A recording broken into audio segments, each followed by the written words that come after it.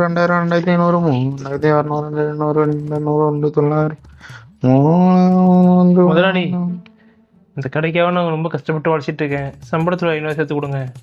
500 ரூபாயா? தம்பி, நானே கையில காசு இல்லாம டியூ கட்ட காசு இல்லாம கடன் வாங்கிக்கிட்டு இருக்கேன் தம்பி. அதுவும் இல்லாம நீ என்ன இங்க வேலை பார்த்து கிழிக்கிறேன்னு உனக்கு இப்ப சம்பளம் வேற. போய் வேலையை போடுற போடா. சரி முதலாளி.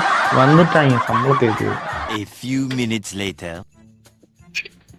முதலாளி, என்னடா வேலை நேரத்துல சும்மா முதலாளின்னு கூப்பிட்டு என்னடா பிரச்சனை உனக்கு இப்ப?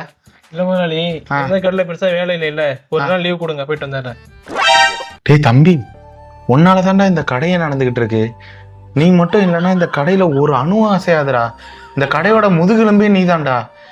நீ 2 நாள் இல்லைன்னா இங்க வியாபாரமே இருக்காது. படுத்துறோம் கடையே. யார் சாமி இவன்?